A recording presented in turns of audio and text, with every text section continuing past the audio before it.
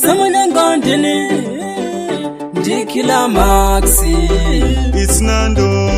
Fire Ndiri kuvima Ndikatoonekwa ndingatotema ndovatira mushango ndotya kuruma ambo ndipenyiwo kumwa yokumwa kondavari ndanyimwa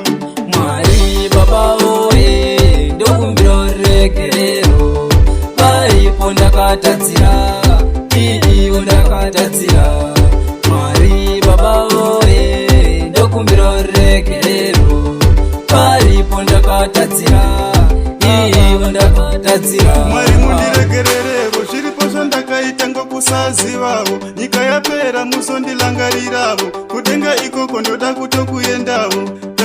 ndinokumbira ruregerero vesa ndakabvira mazuva ano handisavi ndokangana kukumbira zvimweni zvakona ndotama zvandaizviitira ndaitombotuka vantu vasitokundishaishira Mwari baba oye ndokumbira ruregerero paipo ndakatadzira iiwo ndakatadzira Mwari baba oye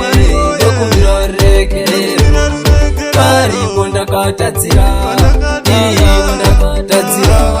vakawanda vandakatadzira ndiri kutotsvakwa handisina kokutizira ndakachinja ndau dzese jandaitambira nopamuzi pototisa futi kupavatira ndafunga kutendeuka denga ndiri tendere pano pasi ndakatadzira vakawanda pano pasi ndosaka ndafungama zvangu pasi Mwari baba oye ndokumbira regerero paipo ndakatadzira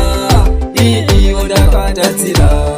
Mwari baba oye ndokumbira regerero paipo ndakatadzira iiwo ndakatadzira Mwari mundiregererevo zviripo zvandakaita ngokusazivavo nyika yapera musondilangariravo kudenga ikoko ndoda kutokuendavo ndinokumbira ruregerero vesa ndakabvira mazuva ano handisavi ndokangana kukumbira zvimweni zvakona ndotama zvandaizviitira ndaitombotuka vantu vasitokundishaishira Mwari baba oye ndokumbira ruregerero paipo ndakatadzira iiwo ndakatadzira Mwari baba oye ndokumbira ruregerero paipo ndakatadzira